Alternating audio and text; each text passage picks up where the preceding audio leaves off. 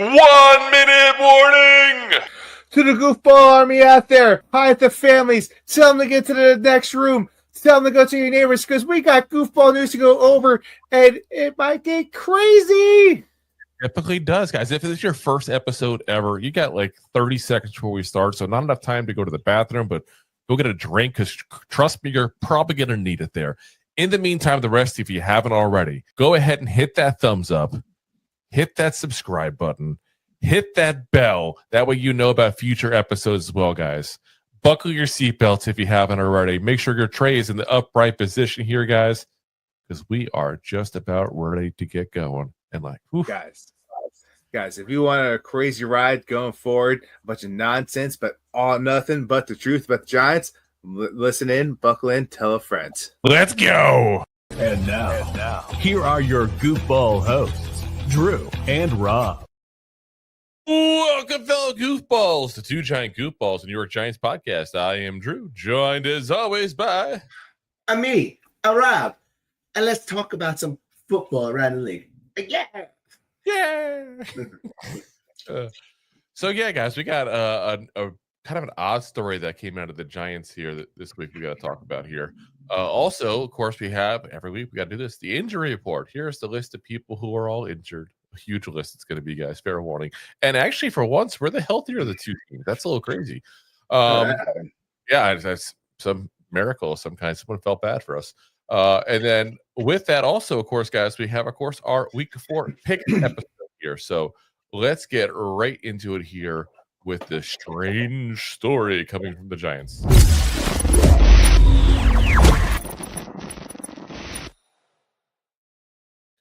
So, usually when big news breaks on the team, it breaks for like maybe an hour or so, and then all of a sudden, the team comes out and I'm like, yep, guess what? This is what's happening. We know you already know about it because someone leaked it or whatever, but this is what's going on. You don't usually see things handled the way they were this week, though, with the Giants overall, with the Jackson Dart situation there. So, the news breaks on Tuesday. A lot of us learned it, obviously, on social media and all. And then Wednesday is when Brian Dable comes out and says, yep, it's official. And we already talked about how he messed up saying it's for the year and blah, blah, blah, but we're not going to beat that dead horse there. But when you talk to a lot of the players and some of the bigger names there, you do hear about the fact that apparently some of the Giants players, at least, have admitted to the media they learned about this move the same way you and I did. Seeing it posted by the Scheffners of the world all over social media and becoming a kind of a viral thing in the NFL world, especially in the Giants world. Yeah. God damn. Like, let me be very clear about this. Adam Scheffner was not in the room. None of the Giants media was in the room when they made this decision. So this tells me one of two things here. Either the Giants went ahead and have a mole for the media here, or somebody's leaking things out they're not supposed to. Or the Giants are dumb enough to allow that to leak out instead of giving the players the respect to go ahead and let them know what's going on before you do it. That's not a good scenario in either direction, guys. No. That's kind of scary, if anything. Like, that's something that you're supposed to have. Hey, team meeting. Guys, we decided to change up Sutton here. We want to let you guys all know about it. Jackson Dart is going to be our starter going forward. Russell Wilson will be his backup. We appreciate everything Russ has done. Appreciate all the legacy of him in the NFL, but we're making the change. You don't go, I play for the Giants. Let me look at my Facebook. Oh, look, Jackson Dart starting this week. That's not the way you conduct yourself as a professional franchise. No, it's a bad look. Especially, was Russ in the room? Like, does he find out when he wakes up, his wife, like, oh, by the way, look at that. That kid's starting. I would hope that Russell Wilson got called immediately before it broke. I don't know that for a fact. There's a couple of bigger names too. Definitely would hope. Dexter Lawrence is one of the guys who I heard about that with. Darius Slayton, like some of the bigger names out there had no goddamn clue. Yeah. I'm a little shocked by the whole scenario. That to me it just wasn't done right in any way, shape, or form. As Deb says, Jordan Rodnott said players' response was not what you would expect. They're kind of ho-hum. Here we go again. No planning, etc. So everything we've been planning for the last 6 months just went out. Yeah. And you can't blame them for having that, by the way. And that's part of the reason that you go ahead and get the team involved. And you say something beforehand. And you control the narrative. Yeah. And you're supposed to get ahead of it. This is yet another reason why Brian Daboll should not be a part of this franchise, point blank. As Deb also says, they're used to the crap, the constant changing, etc. I said it was Wink's biggest complaint, no rhyme or reason. Wink had his own set of complaints. Let me be very clear on that. I'm not going to change history into Wink being, and I'm not suggesting you're saying that either, Deb, but there's people that are like, all of a sudden, Wink was right. Wink was right. No, Wink's a schmuck too. Let's be honest. They're all schmucks. Schmucks all around. So much more. If they were starting a jelly company, it'd be Schmuckers. Oh, Schmuckers. I like that. See? But, that's what we're dealing with as Giants fans. Like, this is what we have. A team that literally does things that are absolutely ridiculous. That's not the way you do things. And again, listen, I know I say this every single time the Giants F up royally, which this is one of those, by the way. But I'm going to reiterate each time because I want, when we have troubles later on, to say, this is what I warned you guys about. And I don't want it to be a told you so moment. I just want it not to be a shock for everybody else. This is the crap that free agents see. This is the things that guys who are maybe, looking at the Giants as a potential destination and go, look what they did to this guy. Look what they did to Russell Wilson. Gave him only 3 weeks. Guy breaks personal best record in yards, and then a week later they're cutting him. And everybody found out via social media. Now, you can get around the narrative of the first part because I'm not disagreeing with the move for the record. I'm still saying Jackson Dart should be the guy at this point. But you could have interesting. But you could have got in front of the narrative. You could have let the players know and not let them be shocked when they read it on their phones. Yeah. Yeah. Like I said, something's right. Not right here. And I really think this is Daboll's last stand, basically. He's Colonel Custard here going into the Chargers. Yeah. That's what I believe. That's what and just let's not be fooled. Like, this is going to affect the locker room as well. Oh yeah, big time. So, like, let's not be shocked. It's hard to say without knowing what the players really thought. But it's going to affect them because at least some of them will not be a fan of this. Fan or not, you should have the respect to tell your players and not have them find out. Yes. Twitter is not where you find this crap out. No. It's absolute insanity. Deb says, Pat Leonard was just on, says something strange is going on. Dable had team out in the rain practicing on wet grass. He seems to think that Dable has just gone off and is doing his own thing. I honestly think he knows the writing is on the wall. And especially with the Chargers coming in, one of the best defenses in the league right now, and a 3-0 team, he's probably not going to win. And listen, I know we talked about this as far as a way to how to fix the Giants. I know I got a little pushback from some people who even messaged us, said, hey, Mike Kafka, really? Interim head coach? You may not like Kafka, but if you got a guy going rogue that's literally coaching and doing things based on not losing his job as opposed to what's best for the team, then the decision should already been made. And some of this conjecture on the media's part, obviously. Though I do think Pat Leonard and Jordan Rodnott both have a pretty good gauge of what's going on in the Giants room usually. And those are the two guys who usually give it to you straight as opposed to, feeding the Giants narrative there. But yeah, the whole situation is just all jacked up. Absolutely crazy. And Deb says he also mentioned Dable saying the switch was his idea. Leonard said this is very different for Dable. I don't know, different in what way. I mean, Josh Allen started pretty much immediately, but it is interesting that he went out of his way to say it was his idea. I thought that was a bit odd because usually you feel like the answer Dable would give, just based on what he's given us answer-wise the last couple of years. Team decision. Team decision. Exactly. We decided this as a team. So him to say it's his decision. Let me put it this way. Again, I hate that we kind of read into the in between the lines because we're not in the room. We don't know Brian Dable personally. It's not like I can call him up, hey, Dave, is this really your decision? But from what we know of Dable, I think it's very, very safe to say that he has a high ego. Like, he has a big ego. He's a guy who doesn't like to get crossed. Like, you can see in the attitude he has.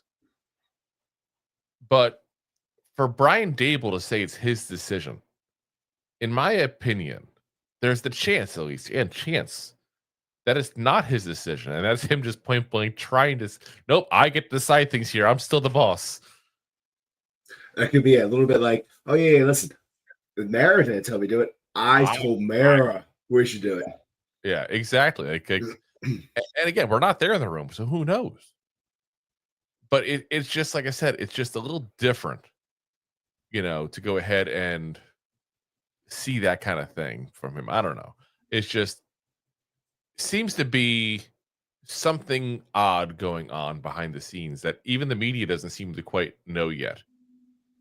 And I think we're going to get some interesting stuff coming out the next couple of weeks. Because again, guys, I've told you, I don't think there's a chance in hell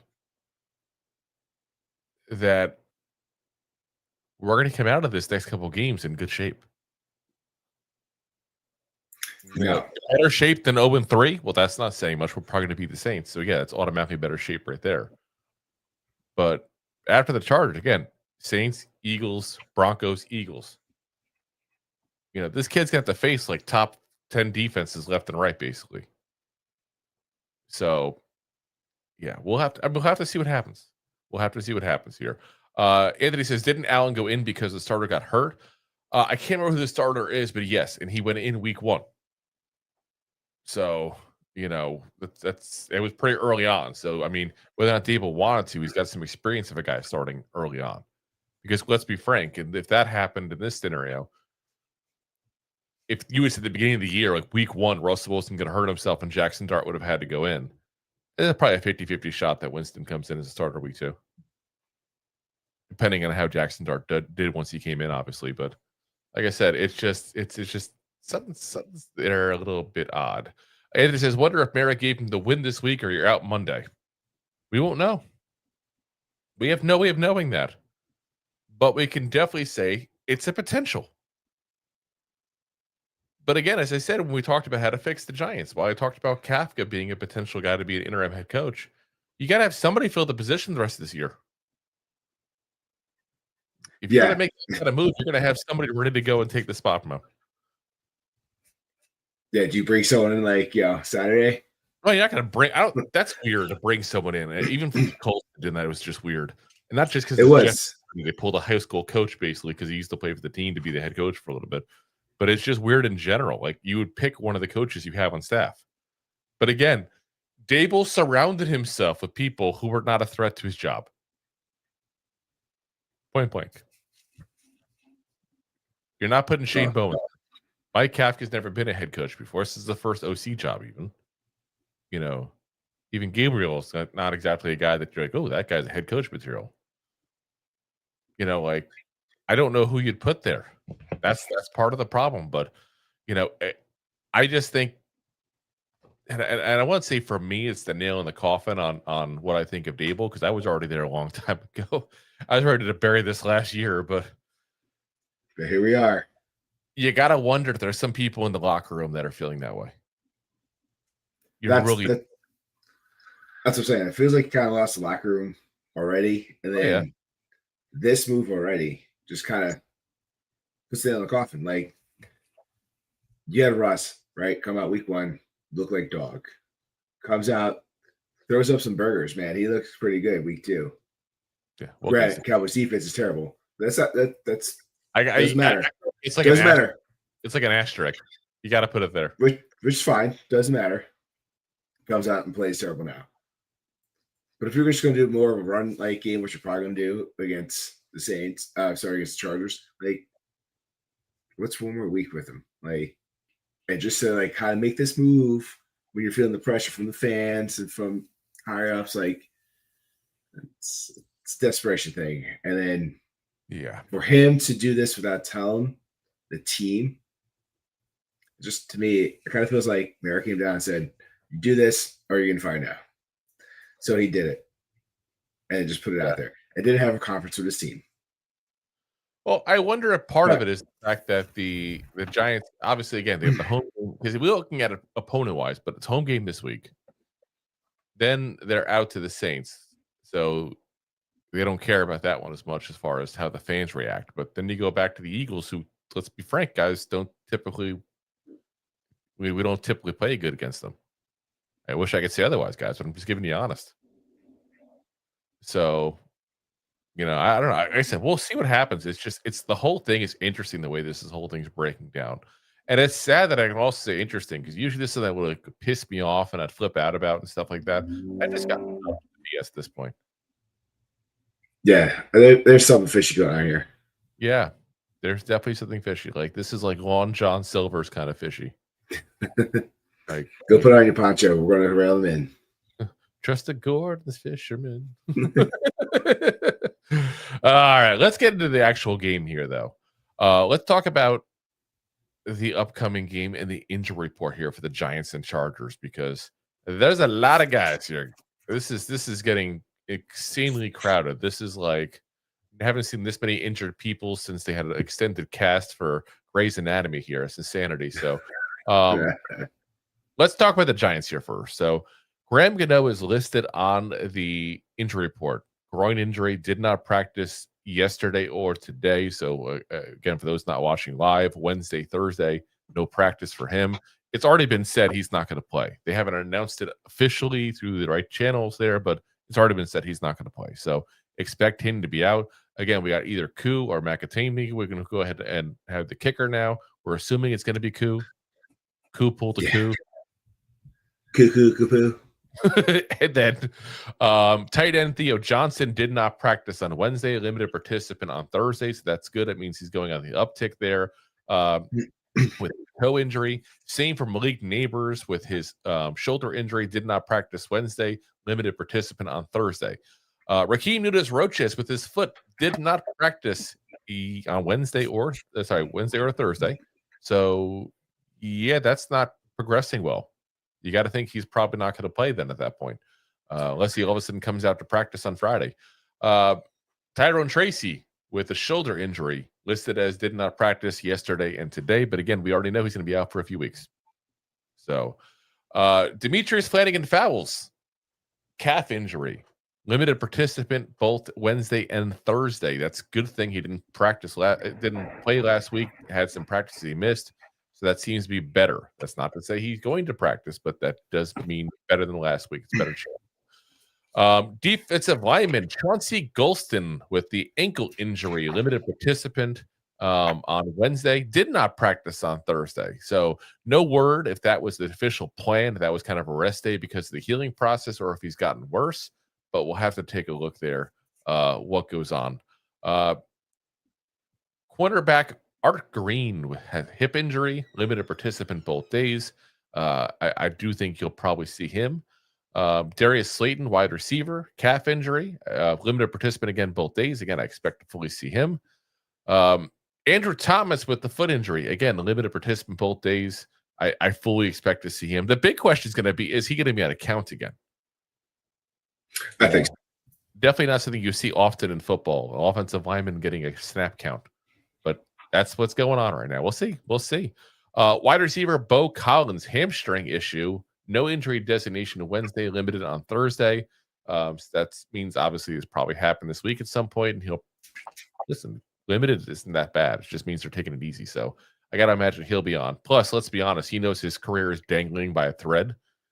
So therefore, he's gonna unless he just flat out can't, he's gonna be there. If there's even like an 60% shot he can play through the game, he's gonna do it. Like that's what I firmly believe with players in that category.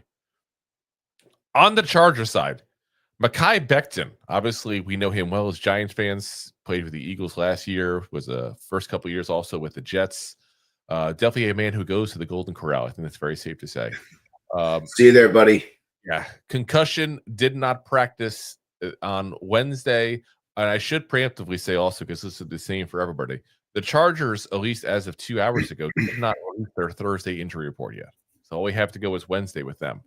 But he is their starting right guard, not playing very well so far. Obviously, we're early on, and he's been injured and missed some time here, but he's got a 47 PFF grade right now. Bradley Bozeman, back injury, did not practice on Wednesday.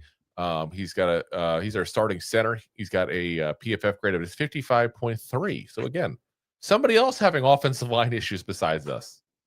Yay. Yippee. These guys are injured, which means whoever they thought was worse might be coming up instead. Like, this is what I keep on saying. If these guys are all out, you have a potential, guys, for this all of a sudden to be kind of a shocker kind of thing, because this pass rush is going against backups for most of the line. There's the potential. We'll have to see how many of them actually play the game. Wide receiver Darius Davis, knee injury, did not practice on Wednesday. Just 2 catches and 5 yards in 2 games so far for him. So obviously not a huge part of the offense. Tight end Will Disley, knee injury, did not practice Wednesday. Starting tight end for them, has been in 2 games and just 60 snaps all season. So yeah, he hasn't got much of a chance to get in the field yet. Defensive lineman Deshaun Hand, back injury, limited participant on Wednesday. 3 games, and so far he's played in 60% of the snaps. So yeah, he's definitely may not be considered that starter level guy, but he's just beneath it at that point there. Cornerback Cam Hart, hip injury, full participant on Wednesday. 2 games so far, been at 59% of the defensive snaps. So definitely a nickel dime kind of person that comes out there. Corner Dante Jackson, ankle injury, limited participant there in practice on Wednesday, and he is one of their starting corners. So that's very interesting. They got a lot of corners that are depth issues here and issues overall. So I'm kind of curious to see how that pans out, especially for some of our receivers. Long snapper Rick Lovato. Not often you hear about long snappers on the injury report. Ooh. The snapper got too long? I don't know. So he's got a designated personal, not injury related, because he did not practice on Wednesday. So that means should be good to go.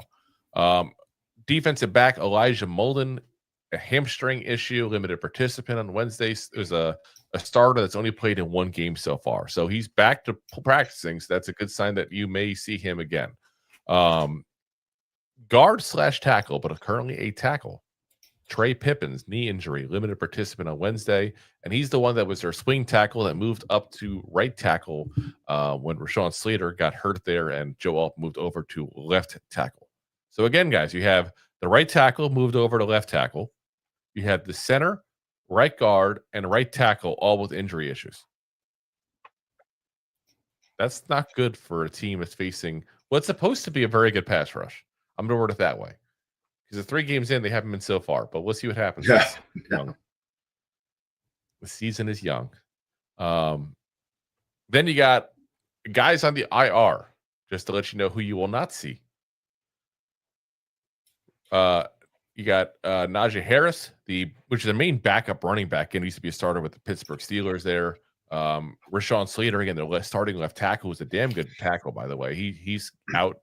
Savion Washington, a undrafted rookie free agent offensive lineman, he's out. Josh Fuga, another UDFA rookie, he's a defensive end.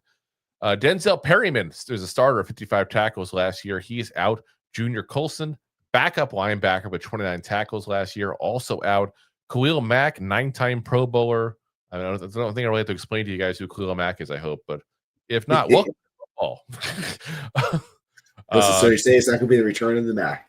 Yeah, return of the Mac. Return of the Mac. Anyway, 2 games, 1 sack this year. And yes, by the way, I realized that dance I just did was much better than my Dexter Lawrence dance. Okay. I just beating Jay to the punch here, or somebody's going to come in and say it. So I didn't see Jay in the comments yet. I know he's probably lurking in the background somewhere, like the shadow. Shadow always knows. Creeping. Corners. They got a lot of corners injured. We already talked about the fact that one of their starters, Dante Jackson, is listed as a limited participant. Well, they have 3 backups that are all out as well. So Dean Leonard, Jordan Aladokin, and Eric Rogers all out. Now, Leonard is a backup and was with the team there. The other 2 were rookies, so you're not missing a ton necessarily because you didn't even know what they were yet. Long snapper. Josh Harris also on IR currently, and he's been their long snapper now since 22, so he's been around for quite a while. 13th season in the league, so definitely one of the seasoned veteran long snappers. And yes, I feel a divorce coming up? Very much. It is what it is, snappers. So again, offensive line banged up for the Chargers. Secondary's having a little bit of issues. Linebackers having a little bit of issues. This is a banged up team, guys. That doesn't mean we're better. At least it narrows the gap a little bit. It increases the chance for that crazy game where a team wins like they shouldn't. And don't tell me the Giants can't win this game, because you know what? I guarantee you Browns fans thought the same thing last week. 100%. Listen, the Browns also got the best defense as of right now. They're still the Browns. They're still the Browns. Absolutely. I don't think anybody expected the Browns to beat the Packers. I don't think anybody expected the Vikings without, half their team to go ahead and score over 40 points. So you just never know any given Sunday, guys. You never know. So, all right, let's go ahead and pay the bills real quick, and then we're going to come back and do our rapid style picks episode here and give you guys the rundown on everything and where you should gamble this week and where you shouldn't. Or maybe if you have a problem, you shouldn't gamble at all. I don't know. That's a personal decision you got to make at that point. I can't make the call. Thanks for watching. Like the show? Of course you do, or you would have turned it off by now and not be hearing me. There are plenty of ways to support the show.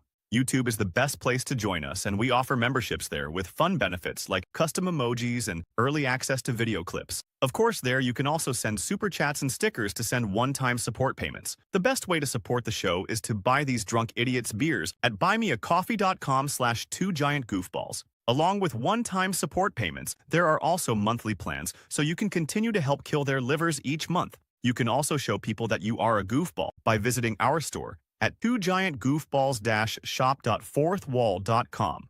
We got everything from shirts, hats, phone cases, funny candles, buttons, stickers, and even a 2 Giant Goofballs towel to dry off your goofballs. Of course, you can always support the show for free by simply hitting the like, subscribe, and share button wherever you are watching or listening to this. Hit the thumbs up on YouTube. Leave a 5-star review on Apple Podcasts. It helps the show tremendously, and quite frankly, the goofballs suck at marketing and need your help to get the word out. Thank you for being part of the Goofball Army and for taking the time out to support the show.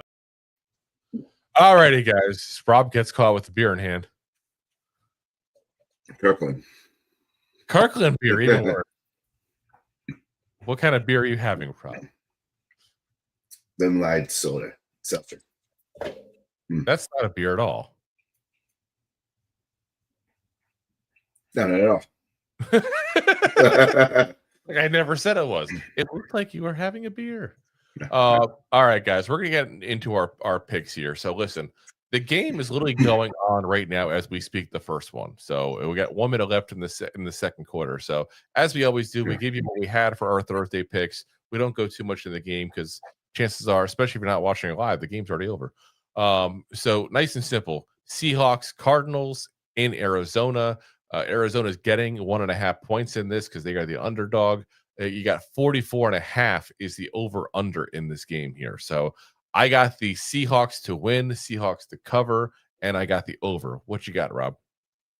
I had the complete opposite of you. And as it sits right now, Chardonnay, if you will, Charnat, just got a touchdown, making it 14-3. So I'm looking at the under, but Drew's looking pretty good with everything else. Yeah, I mean, we'll see. I mean, you never know. I mean, it's still close enough for most teams to come back from that kind of deficit. Not the Giants, of course, but most teams could. So we'll find out what happens, guys. We'll give you guys later on. Let you know at the end of this where they're at that point there. So let's get into the first 1 o'clock game. So you got the Vikings at the Steelers. So the team that Aaron Rodgers actually wanted to play for versus the team he got stuck playing for. That's basically what this matchup is, guys. Vikings, like I said, went on a tear last week. Insanity. Defense is just beasting, scoring, ridiculous points. Steelers also, though, quite frankly, had no right winning that game last week against the Patriots. The defense finally woke up and did its thing. Like I said, interception in the end zone, fumble recovery in the end zone, 5 turnovers overall. I mean, absolutely insane day for them. But they've gotten their, to put it nicely, Tookuses beaten up there every other week. So the defense, I should say, not the offense. That being said, I'm going to trust the Vikings still a little more. As much as this is honestly a crapshoot game that I wouldn't put a penny on. But because Rob and I have the rule, we're going to go ahead and gamble on every single one here for the show here with you guys. I'm going to go ahead and say Vikings win. It's 2.5 points that the Vikings that the Steelers are getting. So, yeah, I'm not too worried about 2.5 points. That's not going to change anything whatsoever. And you got 40.5 is the over-under on this. Now, the crazy thing is you look at the points the Vikings put up last week and you go, well, they put up like more than that themselves last week. But I think it's safe to say that's an anomaly, especially all the points being scored on the defensive side of the football. You can't count on multiple defensive touchdowns from the same exact player even. Like, that's not a normal thing to expect. So I'm going to go with the under on this one. I think it's going to be much more of a defensive matchup. And in the end, I just trust the Vikings defense a whole lot more than I trust the Steelers defense, because the Vikings defense has been pretty damn good this year. Steelers have been good 1 week. Yeah.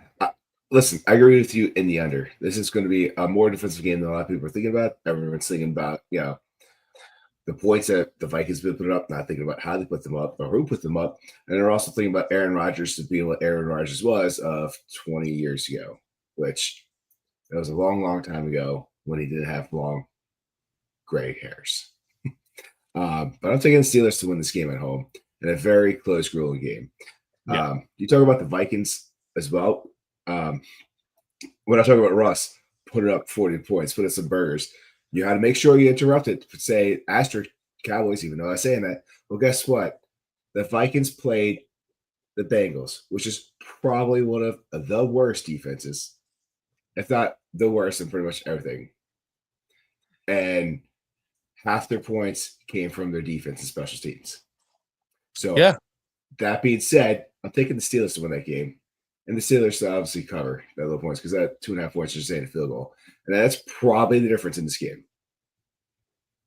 Jason's great analysis by the guy on the right who turns off his camera every 3 minutes to pound a beer. Oh, stop. It's not anyway. He's got a doggy bag from the Golden Corral. Of course, man. I can't see you and me. I can't let you guys let me see you in pot roast. Man, yeah. I can't tell. Just love your pot roast. Maybe it's not flustered. Yeah, flustered. Yeah. Oh my gosh. All right. Well, up next you got the Eagles going down to Tampa Bay to play the Drew's Buccaneers. No, it's not my Buccaneers. It happens to be the home team where I live. That's not my team, but let's be clear. As much as my wife now keeps telling me to pick a different team because the Giants suck so bad, I stay loyal out of stupidity and just absolute chaos. 100%. Well, the Eagles are favored 3.5 points in this game with the over-under at 43.5 points. This is a tough game. This is some of the only teams still that are undefeated in this league, 3-0, both of them. And they both won within a minute or 3 minutes last week with some great plays towards the end. That being said, you got to give the slight advantage over here to the Eagles. Yes, they're on the road going down to the Buccaneers. Both these teams just play to the bitter end, and it's going to be probably right down to the bitter end who's going to win this game. But the Eagles are returning Super Bowl champs. As much as I don't want to admit it, you got to give the edge to them. And both these teams might see each other in the playoffs down the road.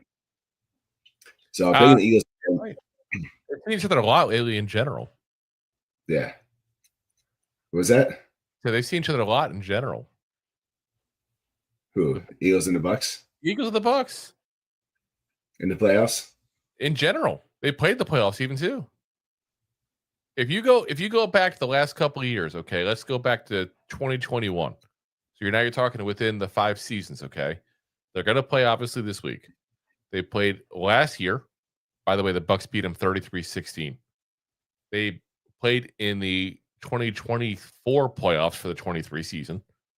The Bucks beat them 32-9. They played in the 23 season. The Bucks lost 25-11. They played in 22. The Bucks won 31-15, and they also played in 21 when the Bucks won 28-22. So you're talking 6 matchups that'll be in 5 seasons. Crazy. Probably gonna be 7. Makes sense. We'll see playoff wise, but I mean, they're still talking about that. Like I said, it's weird to see you get. It's like you might as well just let the Bucks in the NFC East while you're at it. What the hell? You might as well. And listen, they both have pretty good defenses, but I don't think it's going to be a defensive game because I do think these offenses are just going to fight tooth and nail. So I took the over in this game. You know, I'm going with the fact that the Bucks typically, for some reason, and I don't know what it is exactly. There's some teams just have other teams' numbers. Like for example, every other team in the NFL versus the Giants, and it's like for some reason the Bucks just seem to have the Eagles' number here. Like I said, they've beat them now 4 out of the last 5 times, including once in the playoffs. I just feel like this is something that they'll continue. So I'm going to pick the Bucks to win. I'm going to pick them in the spread because they're getting 3.5 points there. And that's the safer pick, I think, guys, because of the way the Bucks have played them. If someone's going to give you points, take the damn Bucks because they've beaten the Eagles on a regular basis. They've so far won all 3 games in nail-biting fashion. Like this is where it's got to be. The Buccaneers are the pick for the spread pick in this game. There's no doubt about it. I am also going to agree with you on the over as well. So you guys are, telling you, if you're looking for a game to bet on, this is a good one. This really is. And Rob and I are actually in agreement on 2 of the 3 categories here. So we'll see who wins the game, and that'll decide basically for us what happens. Yeah, pretty much. Next up, you got the Saints at the Bills in probably the most lopsided BS matchup this entire week. And I hate lopsided BS matchups for gambling, to be honest, because the freaking spread is ridiculous, guys. And let's be honest, we know the Bills are going to win. That's 90% sure the Bills will win. I'll put it that way.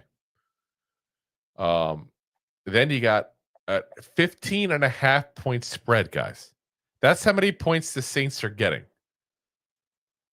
So, let's say hypothetically, the Bills go easy on them and win 21-7. They still didn't cover because the spread is that ridiculous. I hate those kind of spreads because it depends on what happens. Do the Bills take their foot off the gas at that point? Do the Saints get easy points because they go into, prevent mode and just get easy yards and points that way? But we don't know what's going to happen in that regard. I'm going to suggest that that's just an insane spread. And I'm going to say the Saints actually will go ahead and, actually, I don't want to say do damage, but actually keep it just close enough to get that spread pick going at that point. They lose by 2 touchdowns. And I do have the under on the points because I don't think this is going to be a blowout game because, quite frankly, the Saints can't blow anybody out. Ooh. Can't put any points up there. One of the few offenses worse than us. Just, yeah. One of the few teams in the league that's worse than the Giants and overall. But you brought up history in the last one. So I just want to bring up history too. The last 6 times that the Bills met the Saints won 5 out of the 6. Mm-hmm. That's going back to the 2000s. But there's no Drew Brees here. The Bills won the last meeting in 21. There's also no Josh Allen in this meeting. They won that game. So I'm thinking the Bills will win this game. And I think the Bills are just going to be so dominant in this game, and they don't let off the gas that, especially since they're playing at home, they're going to circle that wagon eat some buffalo wings, throw some pile drivers through some tables, and they're going to win the spread. And I took the over because I think it's going to be such an onslaught that the Bills themselves are going to do exactly what pretty much the Vikings did last week and pretty much covered that spread themselves. And the crazy part is, though, that's what makes this game difficult is the Saints have actually been close 2 out of 3 times this year. They were only by a touchdown against the Cardinals. They kept it within 5 points to get the 49ers. Like if it wasn't for the fact that the Seahawks blew them out, I would really say that this team is going to be that team that just kind of gets spread wins for you left and right. But that's the one game where I'm like, is that more the norm? Should we expect that more often? Because let's be honest, the Bills are a better team than the Seahawks. Like a lot better. Yeah. It's a different tier, not just better, a different tier of better. Correct. But you can say that and also make the case that the 49ers are better than the Seahawks. I don't know if it's right or wrong, but you can make the case, is what I'm saying. You could, but the Niners have been beat up. But we'll talk about the Niners later.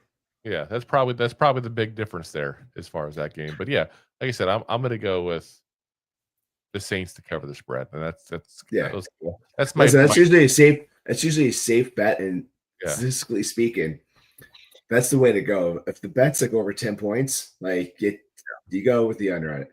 Yeah, it's my ballsy pick of the week. My ballsy pick is to go over with it. That's a lot of points to cover. It is. And it was juicing at 16.5 a couple days ago, and I was willing to take that. Yep. So it came down a little bit. All right. Well, up next, you got the Browns going in to play the Lions. The Lions are favored by 9.5 points in this game, with the over-under at 44.5 points. Let's just give a huge shout out to the Lions last week with that. Well, the other day, I should say, not last week, with a crazy upset win, put up some points, but they're also against the Browns. Yes, who's, like I said earlier in the podcast, has probably the best defense in the league right now. Like, ask Green Bay how tough that defense played. If they only had a quarterback. They do. Just twice as old as what you want. Well, they have multiple quarterbacks, so I don't understand why they don't put one of the kids in. Like, pick who you want. You want Gabriel? You want Sanders? Put him in. Yeah, I have no idea what they want. I mean, I would take the Lions to win this game, not only because the Lions are a better team, but we're talking about statistics. Going back to the merger, the Browns. The merger, as if those players are still in the game. No, just this is a crazy stat I heard earlier today. Hey, what? Browns never scored a touchdown. The Browns have not beat Green Bay and the Lions in the same season ever. Like that. That's a stupid stat. They played each other though. Listen, you're talking about merger time. That's a long time. That's like saying I've never gone to Golden Corral and got a pot roast and a burrito. I mean, it's like, that's not usually things you find there. Drew, I've seen you get a pot roast and burrito, so shut your whore mouth. I'm sure you have. If anybody's seen it, it's you. Yeah. But I'm taking the Lions to win this game. I'm taking the Browns to cover because that's a really tough defense to get past and put up that many points. And because of that, I'm taking the under because I don't have faith in the Browns to put up a lot of points. I don't have faith that Goff and that beat up offensive line are going to be able to get a lot of things going. So. Listen, I'm going to say point blank that the Lions. I would. The Lions would go ahead and beat. Let's be honest. The Lions are better than the Browns. No matter what you think of the. Sorry, guys. The audio. Everybody's laughing about the pot roast burrito comment. But I'm actually laughing at this too. Being a restaurant and an upset here. Yeah, I mean, listen. The Lions. No matter what you think of them, because I still don't know fully what I think of the Lions. But I do think they're nowhere near as bad as the Browns. It kind of a weird start to the season for them, where I'm not quite sure if I consider them same level I used to or not. But yeah, they're definitely better than the Browns. But 9.5 points, like you said, that's an insane spread for a team that has the best defense in football. So yeah, I'm with you on the Browns for the spread. I'm with you on the Lions to win, and I'm with you on the under on the points. So we're actually into this one here. All right. It's good. 6 points together, or 8 points. Let's get to the battle of the T's. Ooh, TTs. Well, no, I didn't say that. Whoa, this is a family show. This is a family show. TT. Say it together, TTs. No, family show. So anyway, Titans at the Texans, guys, in the battle that somebody's got to win. That's a great pitch. That's a great line. That's how you got to sell it. Someone's got to win this game. Watch. Someone's also going to lose, but someone's got to win. Oh, my gosh. And listen, I don't know what to tell you about what's going on with the Texans. I'd love to sit there and give you more analysis on it. It's a team I haven't had a chance to watch a ton on yet. I can just say that Rob and I both had said early on with what the Texans have been doing that when you keep on taking offensive linemen from a good quarterback, you're going to make him look worse. And that's what's going on. But again, they're playing a really crappy team in the Titans. Titans just took the play calling abilities away from their head coach, Brian Callahan of Callahan Auto Parts, who, of course, makes great breaks, by the way. But yeah, I don't even want to watch this game, to be honest. Of all the games this week, this is the one I have the least interest in watching. I feel like it's going to be sloppy, horrible football. And it's going to come down to one or two plays made by one team that'll make the huge difference. And because of that, I got to trust CJ Stroud over Cam Ward at this point. But I also need to say that someone needs to help this man, CJ Stroud. He showed you so much what he can do year one. And oh my gosh, if you had told Texans fans this is what would happen 2 years later, they wouldn't believe you. This young guy got us to the playoffs by himself. Yeah, like absolutely insane, guys. But yeah, Texans to win. I'm going to say Texans to cover the spread at 7.5. I think we'll win by 10 points or so. And I do think the under on the points because both these offenses are just having trouble right now. Maybe just one or two bombs to Nico Collins is the difference. I don't know, but yeah, it's not a very fun game to watch at all. 38.5 points, and I'm still going to go under. Yeah, that is the lowest over under this week, guys. And you know what? There are definitely, and this is something friend of the show, Harry the Greek says always. When the over under gets this low, they're begging you not to take it. They're begging you to go the over. That's when you take the under. Yeah, take the under. Don't take the bait. So, all right. Yeah, I've been full agreement with you. The Titans have a great quarterback prospect who has not panned out. He's played nothing but tough defenses. Texans defense is also pretty legit. They've stopped some high power, they stopped the Rams to quite a bit of points, and they put where the Rams put some points on the Eagles. They're going to beat up on Cam Ward is what they're going to do. CJ Stroud, the Titans have a decent defense as well, but they're always out there getting exhausted, so they don't have time to play. They might be able to take advantage of that terrible offensive line and get to CJ Stroud. And if he doesn't have Nico Collins open, then it's just going to go back and forth. So you got a better defense than Nico Collins. I take the Texans in this game, and the game that I hope is blacked out before the first quarter with the under. So full greens. All right. And then Jay says, who the fluck will say, fluck, so it's not the bad word, is Harry the Greek. Dorothy says, Harry the Greek runs the gyro shop under the train in Astoria, Queens. And then Deb says, see, we didn't scare from the dancing. As Jay says, your PTSD from Drew's dancing has subsided. Listen, Harry the Greek's been on the show before. Maybe we'll have to have him on again shortly because it's been a while since we've had Harry on the show. Yeah, it's been a long time. It's been a long time. So maybe we'll have to have him on the show soon. We'll do it specifically, try to get him on for a Thursday. Very, very good gambler, that's for sure. 100%. So, all right. Yeah. Up next, guys. With the crack game of the week, nobody wants to get away. Listen, you got the Chargers playing the Giants. Chargers favorite 6.5 points with the over under this game at 43.5 points. Guys, if you really want the in-depth thoughts of what we have about this, pause this episode right now. Go back to yesterday's episode, 9:24. Watch it and then come back here. Ready? You're good. All right. So Chargers to win, Giants to cover, and I'm taking the under because I just think it's going to be one of those low-scoring, sloppy games that's going to end very closely. Yeah, I mean, this is what it's not even the Giants. This is what the Chargers do. They keep things down. They don't necessarily put up a lot of points. They don't allow a lot of points, obviously. So, yeah, the under is the safest bet, I think, in this game. I really do. But I'm with you. I think the Chargers are going to win. Let's be honest, with the better team. I think that it's quite obvious that they tend to play teams close. So 6.5 points. I'm going to give it to the Giants on the spread pick. I'm with you 100% in this game. I think this is another game that I would also not recommend doing anything on whatsoever, gambling-wise, as far as the spread. The over-under, I think, is a safe bet. I think the Chargers winning is also straight up probably a safe bet.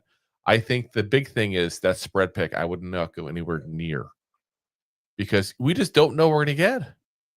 Yeah, listen, I wouldn't be surprised if the Chargers were able to put up some points, but typically they just don't put up a lot. I think 24, 23 is the most they put up this year. And it's not because they can't.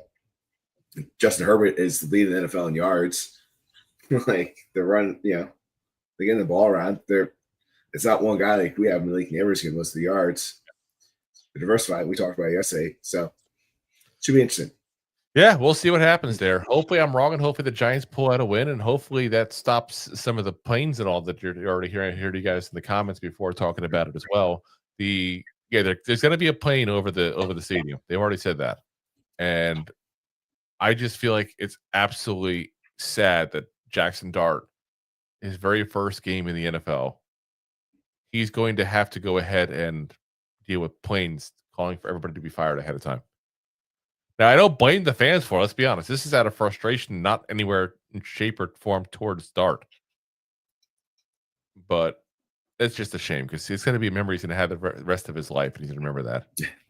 The only thing I can say, though, for him, listen, let's be very frank. I doubt Jackson Dart is watching. But if you are, Jackson, this is what I'm going to say.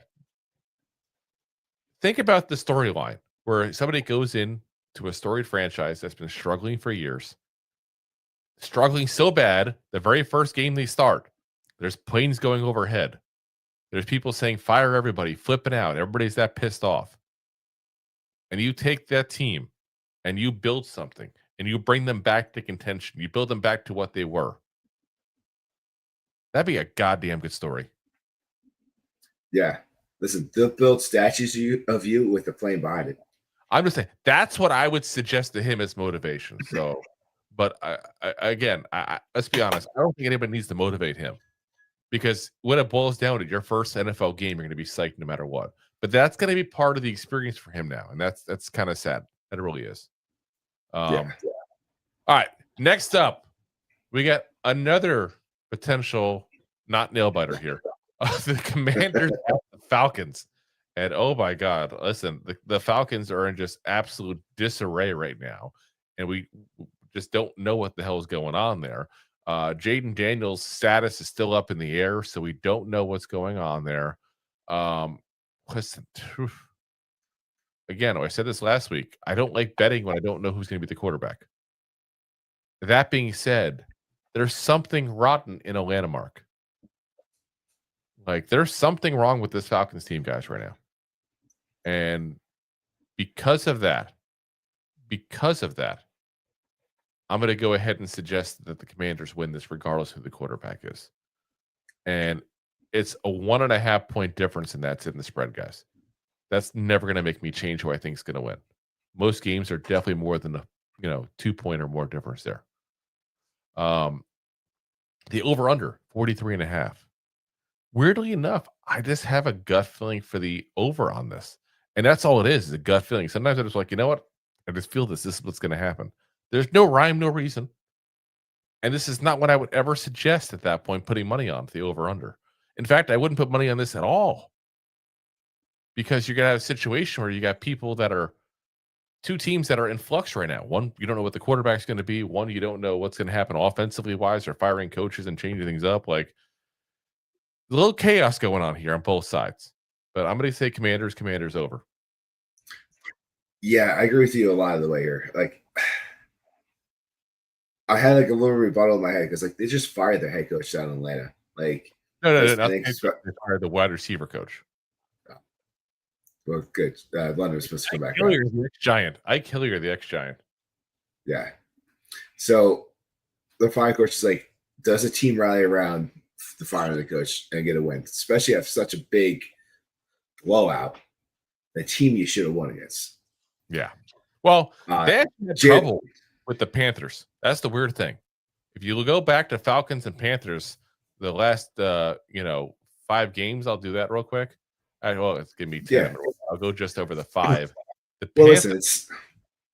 Panthers have gone ahead and won, and I want to say it, make it seem like it's a blowout kind of thing where they're getting crushed at that point there, but the Panthers have actually won 2 out of the last 5, which is a pretty high percentage considering how bad the Panthers have been. Like think about it, the Panthers have been one of the worst teams right there with the Giants and Jets the last 5 years. So going into this game, looking at that stat, it's 1-4. You beat them 75% of the time. You take your money on the Falcons to win. So now they're 2-5. So that's only 60%. So I see what you're saying there. But going into that game, you're looking at the last 4 minutes. You're thinking, "Wow, we got the numbers." Yeah. But I don't think it matters. I think the Commanders, whoever they put in, dance is questionable as we speak now. But yeah, I want to take the DC to win to cover, but I'll take the under because I think it's going to get a little ugly there because Penix is struggling and the Commanders' defense is a little better than a lot of people want to give credit for. So next game, talk about them Panthers. They're going into England. They're going to pack the crap out of Harbour. England. Where the Panthers are now, they're giving up 5.5 points in this game. So they're almost screaming for Vegas for you to take the Panthers in this game with the over at 44.5 points. Well, the Patriots are giving up 5.5. So when they're given means the other team's giving up. I just said given. Yeah. Yeah. So they're screaming for you to take the Panthers after last week's shutdown. How bad it was. I think the Pats had a bad game against the Steelers. They should have won that game. They would have changed this line a little bit. I'm still taking the Pats to win this game. I think Drake May could tear apart this defense. I'm taking the Pats to cover this, obviously. And I'm going to go ahead and take it in the under because I don't think it's going to be that many points, but they're going to win by at least a touchdown. So, listen, this is a team of the Patriots that I feel like there are people that have way too much credit they're giving this team for not doing nearly enough. I think this is a Mike Vrabel thing. I really do. I think people just trust that Mike Vrabel is going to turn the ship around and right the ship here. And I don't know, something wrong with it going on there. I mean, they lose to the Raiders, who we've seen how the Raiders have done. Raiders have not done good. Then you go to the Patriots game. The Patriots got blown out, obliterated by the Colts. Well, they won by 6 points, the Patriots. That's it. Then they play the Steelers. Gave up 5 turnovers, including 2 in the end zone. I got to look at this team and say there's something not right. And until there's something proven otherwise, I'm going to go with the team that's played better. And it's weird to say the Panthers have played better, not even just one game. So they got beat up pretty bad by the Jaguars in Jacksonville. Kind of a weird game. There was like a 4-hour rain delay and everything, if you remember that. Then they go ahead and lose by 5 points to the Cardinals, who have played pretty decent. Again, they haven't played the best, teams yet, but they played it close. And then they go out and blow out the Falcons. I'll take that over a team that's self-destructing left and right, like I feel like the Patriots are. So because of that, I'm actually going to say it's going to be an upset, and that the Panthers are going to flat out win. Flat out win. And that means obviously I'm taking them as far as the spread pick because they're being given points. And then as far as the over-under, I'm with you on the under. I think that's going to be a lower scoring game at that point there. I think this is going to be a game where it's going to be like a team like let's say like a 21-17 kind of game at that point with the Panthers squeaking out a victory. Nice. So let's talk about Indiana Jones again here because we got the Colts, LA to play the Rams. And this is the thing now. Do you believe in the Colts?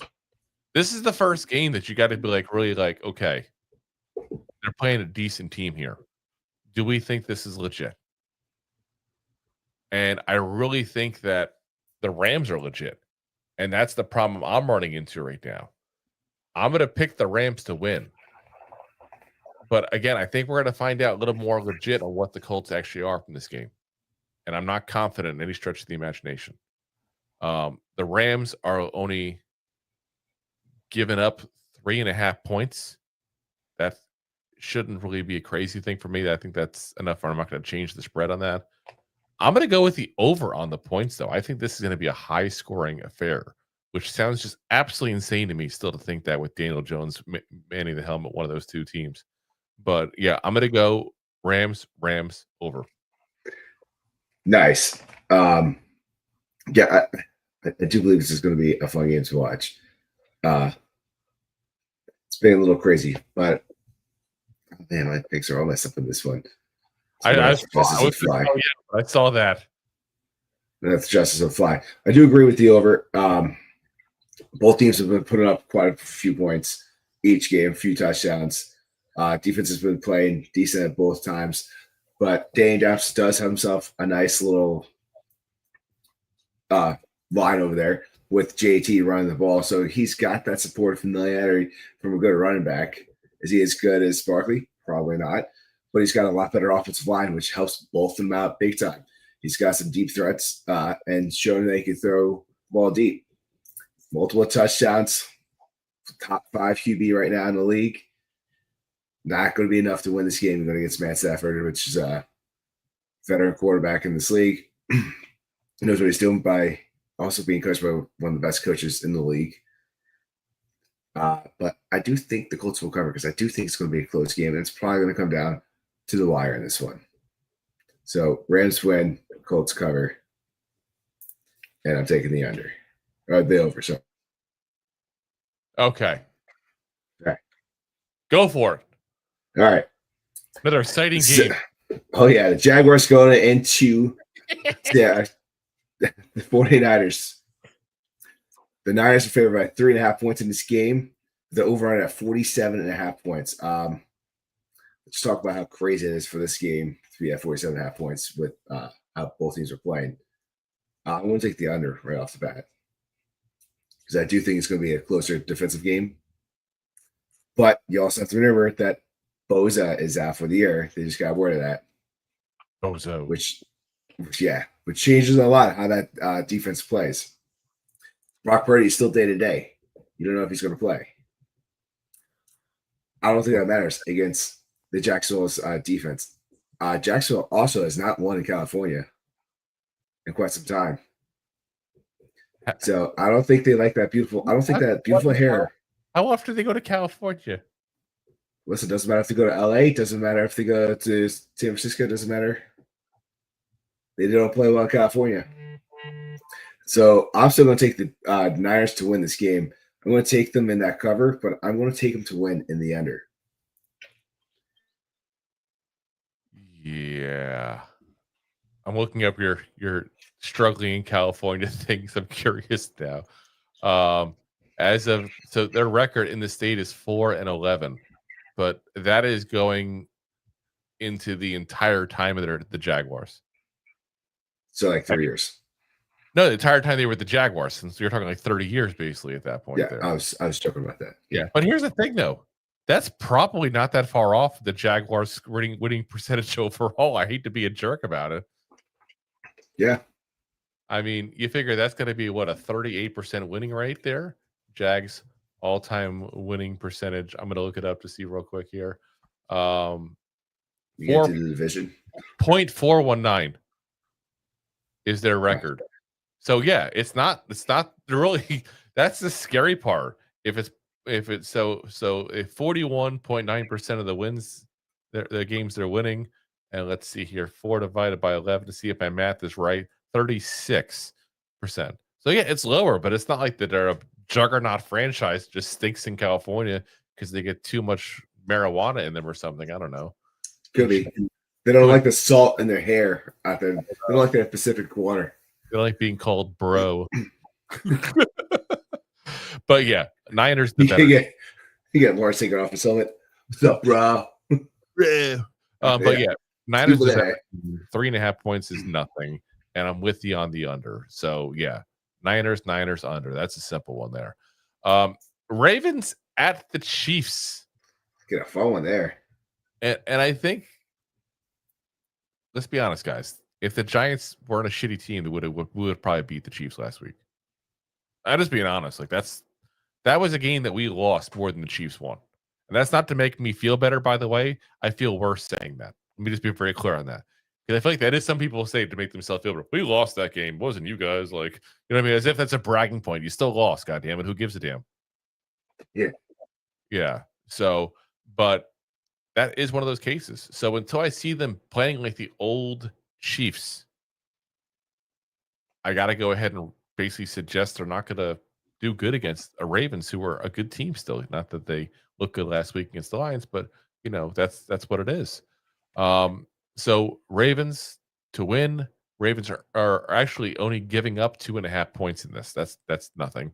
So Ravens to cover 48.5. You got a team in the Chiefs that's had trouble scoring, but it's also been a very good defense. So it's going to lead me to go into the under at that point. So Ravens under. Yeah. I sat in this game for a little bit because, I mean, we talked about going into this year, and it's KC's, pretty much has been an empire of a franchise. And it's been the little brother of Lamar who's been knocking on that door to get in there. And both these teams are sitting there at 3-1, not looking there with some upsetting losses. And what you can say is the Ravens had a tough schedule in these first 3 games. The Chiefs really haven't had that tough of a schedule. I mean, they played the Giants. I mean, the Chargers were pretty tough and the Eagles, but you have the Giants. You do what you're supposed to do. Yeah. So I'm taking the Ravens, especially because it's not a playoff game. Because if they be in the playoffs, it's a different number. Playoffs. But I'm full agreement with you. I'm also taking the Ravens. You kidding me? Playoffs? I'm also taking the Ravens to cover. I'm taking the under. Oh, who's hitting you up?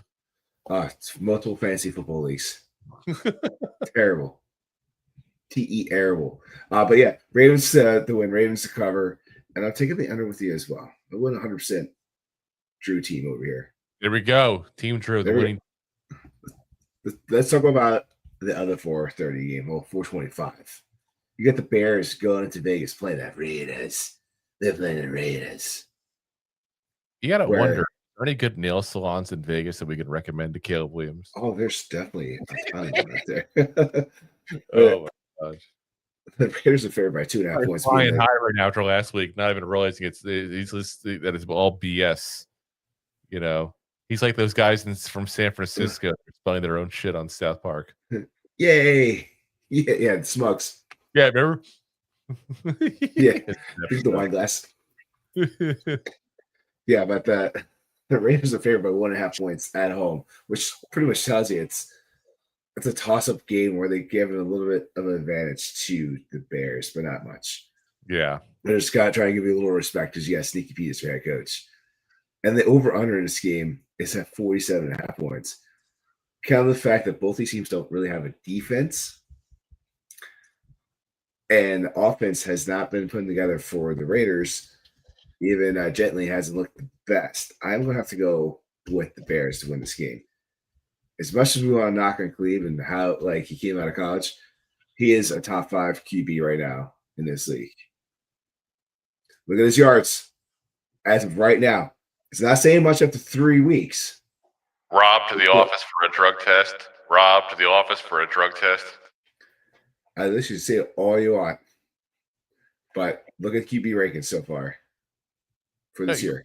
You said passing yards. Yeah, he's got 750. He's third behind Herbert. Okay, so let me do this for a second here. Hold on, because I got to go into some of the ridiculousness of that right there. So I'm looking something up here real quick, so I can go ahead. Listen, I don't want to hear ridiculous about who they play because they're playing the Raiders. Which is still a ridiculous stats. Is Russell Wilson a top 10 quarterback? It doesn't matter right now. You're playing the Raiders. Typically, that Caleb Williams is, because of his passing yards, is like a top 5 quarterback. So far this year. You take pieces of what I said and put it to what you wanted to hear and not listen to what I had said. That was crazy. That's crazier than it's not crazy when you look at the stats and what it says. No, because that's crazier than giving Brian Dable an extension. That's how crazy that is right now. Listen, first off, Caleb Williams is 11th in the league at 715 yards. Russell Wilson still has more yards than him. He's 1 and 2. I'm gonna have to look up your stats because I definitely saw. I'm right here right now. I'm Football Focus. CBS had him ranked differently. So, CBS. Sorry, they have him ranked CBS Sports has him ranked number 4 overall, behind number 1 Josh Allen, Lamar Jackson, and Jalen Hurts. I'm going through right now. Let's see. Number 4. Everyone. Okay, you're on the wrong thing here. Listen, I will even go and share my screen since there's all kinds of chaos being spouted here. Oh, I gotta. Let's see here. Okay. Here we go. I'm putting it up there. Top 5. Justin Herbert, Geno Smith, Daniel Jones, Dak Prescott, and Drake May. I like Jace right here. I'm saying right there. What BS am I about? I'm saying point blank, he is not a top 5 quarterback because of passing yards. And what I'm showing is that you go right here, Russell Wilson is 6th in the league with the most passing yards. Caleb Williams is down here at 11. This is off CBS, which was yours. Haters gonna hate. It's not hating. It's not hating. Anyway, so talk about disrupting rats and going into it. Mr. Rude Drew over there. I'm still taking the Bears to win this game. News, stop spouting off the dark web. I use his own site. Yeah. Anyway, Drew, I'll get off the podcast. You can have your own podcast when we're done. And rant. Here. I'm taking the Bears to win. No. It's all yours. It's okay. Nope, Drew, it's okay. There you go. You got it. Tell the way it sounds true. The floor is yours. The floor is yours. I already said what I had to say. You interrupted, but I already had to say what I had to say. The Bears could have won this game. They're going to win the spread, and they're going to do it in the over. So, go ahead, Drew. Hold on. What's going on? There we go. Now the world is right. Listen, I mean, I'm with you on the Bears winning this.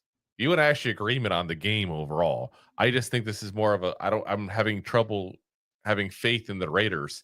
You know, week 1, I was really thinking hopefully Sneaky Pete had gone ahead and done something different and kind of turned some of this Raiders team around here. But yeah, I've kind of lost faith in the Raiders whatsoever. Bears be flying high off of a win against the crappiest defenses in the league at this point, and they'll squeak out a win. But they both put up points, and Gano put up some points too as well, because Gano is a top 5 quarterback, apparently, according to Rob's theory of passing yards. But in reality, neither one of these quarterbacks are great. Both these quarterbacks are average to slightly above average. It's going to be a matter of what team's defense decides to show up or not. Yeah. But I actually have more faith in the Bears defense, which is weird. Next up, we have the game that I feel more confident about than any game in the entire schedule this week.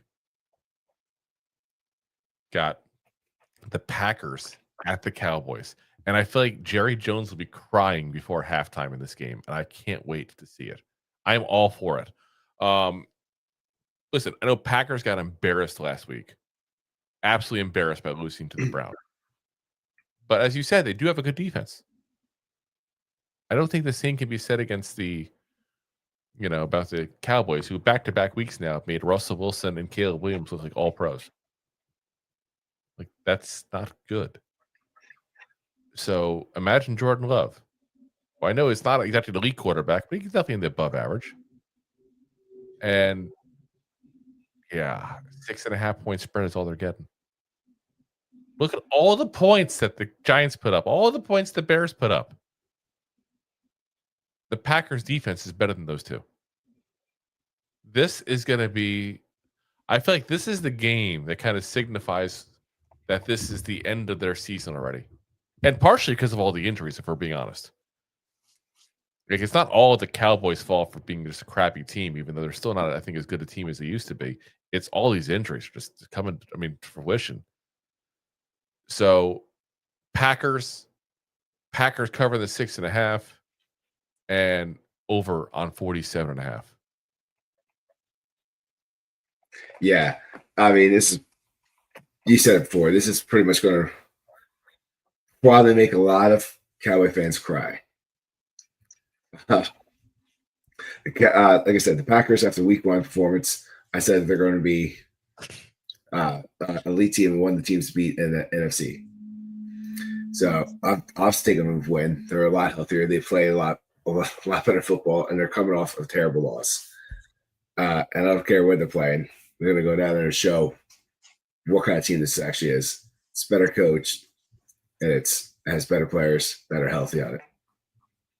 And I think a little bit of revenge game for a little Micah Parsons there. He's just going to be a little, hey, how do you do? Micah Parsons? You get Jerry Jones there? Say his name. 100%. Said it purposely like that. Yeah. Because I like the Olive Garden. Michael Parsons. Anyway, with the over-under, I think the Packers are going to probably put up 40 points by themselves just because they're going to be that pissed off. So, all right, last game, Monday Night Football. Jay says, yes, a vacuum salesman comes to the sales 2 vacuums all month, but he is second in sales. He's the lead, according to Rob. Listen, if you're selling the Hoover 5000, you got to take a mortgage out for it. Hell yeah. Anyway. This Hoover's so good at making you say, damn. Hoover, damn. Is that a damn or goddamn? I can't. It's a family show. It's a family show. Yeah. Anyway, Monday Night Football. You got the Bengals going into the Mile High. Playing the Broncos. The Broncos are favored by 7.5 points in this game, with the over-under at 44.5 points. So, what can be said about this game? You got a lot better defense playing against a banged-up offense. Yes, you still got Jamar Chase and the Bengals, who's one of the best, but without Burrow, they're not that great. Yes, Browning doesn't embarrass himself, but he's also not playing against the Broncos defense, where I think they're going to step up this week.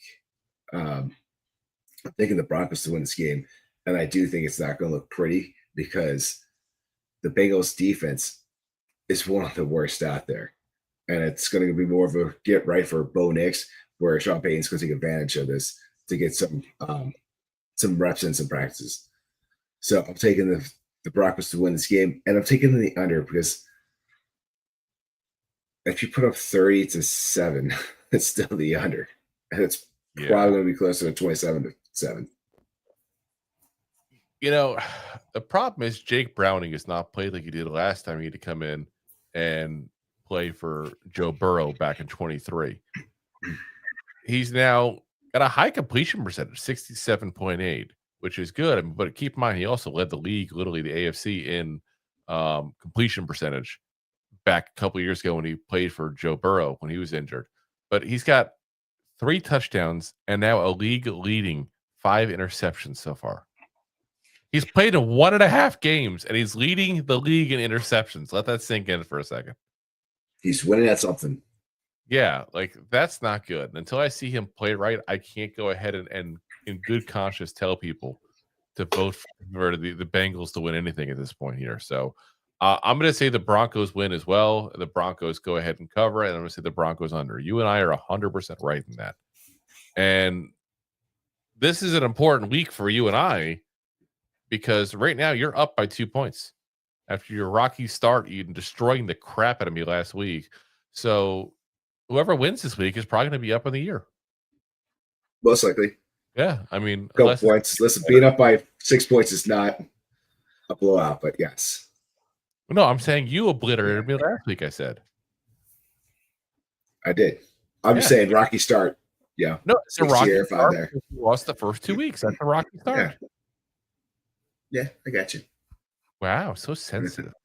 It was because you're saying you lost by 6 points. That's a blowout. I kicked your ass. Listen, it's a good percentage win. I literally think I had my worst week last week that I've ever had in all 3 years we've been doing this. I really think. So, yeah. As real quick dips is Burrow out for the year. He's likely out for the year, but they haven't fully announced it yet. So, yeah. So yeah, like I said, we'll see what happens there. But definitely, I'm hoping for a much better week than last week for myself. That's for goddamn sure. That was pathetic. But yeah, we're gonna be, like I said, we're gonna be signing off here. Let's take a look real quick and see where they're at for the game tonight here. Oh, they're at 17-6. Seahawks got the ball. Seahawks still in the lead. Yep. Arizona just got a field goal and just kicked the ball back to him. And it looks like the third quarter is about to end here. We got 49 seconds left there, so that's not looking good for the Cardinals. That's for sure. So at least I'll have a good start to this whole thing, even though I'm going to lose in the over/under. It looks like, but yeah, like I said, we'll see what happens. Still not done for them, but all right, guys, that's going to call it a night for us. And I'm going to go ahead and say that, it's going to be probably a melancholy kind of Sunday for us here coming up, guys. I hate to say it that way. I'm hoping we can at least celebrate something good out of Jackson Dart. But, as always, guys, we will be here for the play-by-play. So feel free to join us or join me. Rob will be gone for the play-by-play, but he'll be here for the post-game. And like I said, post-game will be literally the second the game ends. So if you haven't already, guys, hit that like, hit that subscribe, hit that share button. As Deb ring said, that bell. it's Sunday for our victory celebration. Listen, I love it. I'm telling you right now, if we win, the party lights are coming out. The party lights are coming out. Whoa. There we go. But we're not going to win. Wow. Like I said, guys, we'll be there, though. Like I said, all game day here for action there. And of course, then, as always, live every Monday, Wednesday, Thursday, 9 p.m. Eastern Standard Time on YouTube, the preferred platform, along with, of course, Facebook, Twitter /X, Twitch, and of course, Rob's favorite, my LinkedIn profile. And of course, as always, we're live. I always want to say live with the audio. We're available the next day on all the audio podcast platforms as well: Apple, Spotify, iHeartRadio, Pandora, all the big ones there, guys. Again, appreciate you guys for watching, listening, spending the time with us to kind of, cry about the Giants being so crappy. We get it. Not exactly the way we wanted the season, so we appreciate you all still chiming in here. But we'll see you guys on Sunday. Hopefully we have some better news there. Hopefully somehow we have some good news of some kind. Yeah. Just remember, if you're going to be in a plane on Sunday, don't jump out without a parachute. And of course, we'll see you guys Sunday. As always, Giant fans. Go Jimmy! Go Jimmy! Go Jimmy! Thanks for listening to Two Giant Goofballs, a New York Giants podcast. We appreciate your support. Thanks so much. Please, I'm begging you. Please subscribe.